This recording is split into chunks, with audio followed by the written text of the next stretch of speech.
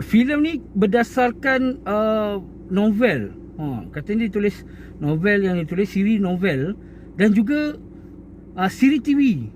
Dulu punya siri TV. Hai, Assalamualaikum dan salam sejahtera. Bersama Abang Beruang lagi dalam ulasan Abang Beruang. Hari ni Abang Beruang nak ulas filem Netflix juga. Tajuknya Spencer Confidential. Spencer Confidential. Jadi ia mengisahkan tentang bekas polis Spencer yang baru keluar daripada penjara. Dia dipenjarakan disebabkan dia tibai seorang kapten polis dia sendirilah. Dia tibai, jadi dia kena penjara 5 tahun. Dan bila keluar dia dah tak jadi polis lah. Jadi apa yang berlaku, bekas polis ni sebenarnya masa dia tibai kapten itu pun dia dah nampak benda-benda yang tak betul dalam polis ni tadi tu.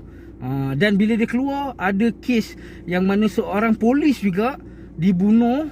Tapi dikatakan dia ni bunuh kapten yang dia pernah tibai tadi tu. Polis lain lah ni, polis negro, polis kulit hitam ni, dia mati katanya bunuh diri sebabkan dia bunuh kapten ni, lepas tu dia bunuh diri, something like that lah. Jadi dia rasa benda tu ketidakadilan sebab dia tengok dalam berita kan, si Spencer ni tengok, uish, ini budak baik ni macam tu kan. Jadi Spencer ni dalam cerita ni, dia tunjukkan Spencer ni walaupun dia macam bad boy macam tu kan, polis yang orang kata lantak aku tibai kau, lepas tu dia pun ada background boxing apa semua kan. Jadi tapi dia ada moral, high moral punya. Orang yang ada high moral, dia tak boleh tengok orang ditindas, terutamanya wanita. Dan cerita ni obvious sangat tau.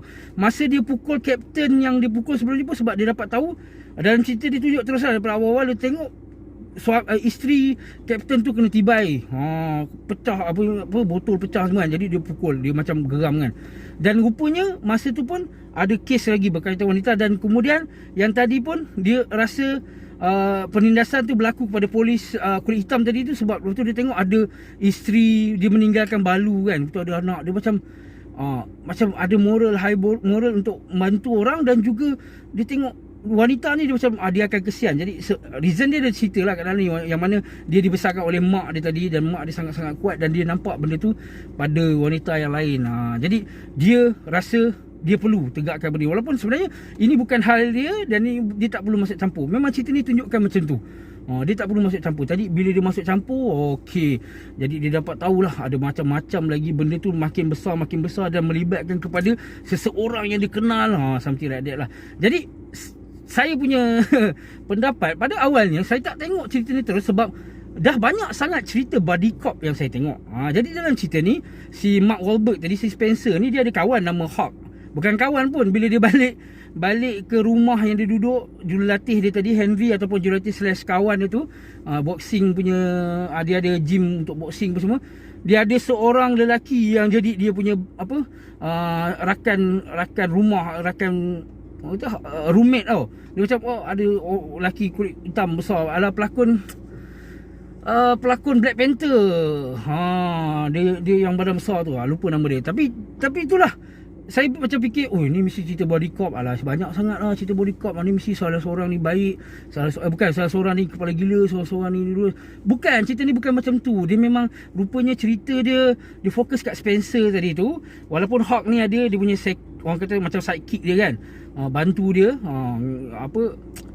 dalam pada dia menyiasat apa semua ni. Tapi Spencer ni lah watak utama, dan dia bukannya macam selesaikan bersama. Memang dia buat juga macam tu, tapi dia tidak nampak tipikal macam biasa yang kita tengok. Dan kemudian dia ada banyak lagi watak-watak lain yang menarik. Henry tadi tu, saya memang minat betul pelakon pakcik tu tadi kan. Masa macam best dia kalau kalau kita dapat gunakan pelakon Melayu kan, pelakon macam watak ni tu, dengan cakap dia lepas apa semua.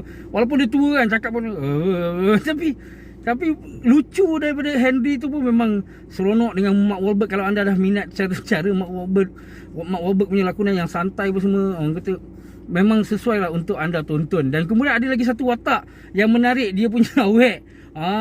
Dia punya awek dia yang orang kata memang sesuai jadi awek dia, sebab dia kan macam pemarah, macam ganas macam tu kan. Jadi awet tu lagi ganas.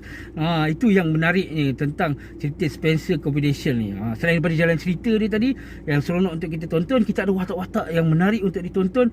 Dan saya rasa best lah dengan ada moral yang saya cakap tadi kan. Benda tu orang kata ada yang sentuh emosi jiwa semua. Jadi sesuai lah untuk anda yang nak tonton cerita kepolisian.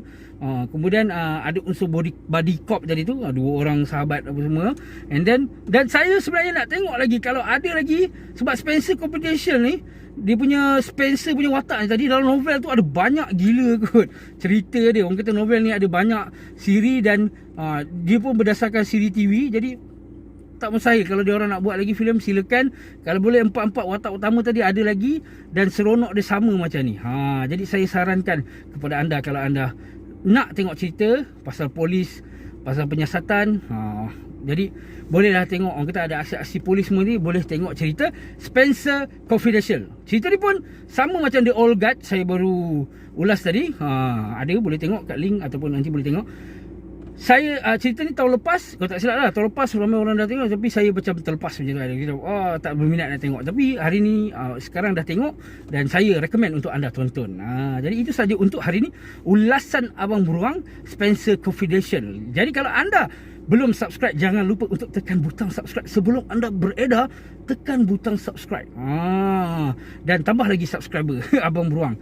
Dan kalau ada komen, boleh komen kat ruangan komen. Dan kalau anda suka video ni, boleh like. Jadi itu saja untuk hari ini. Assalamualaikum dan salam sejahtera.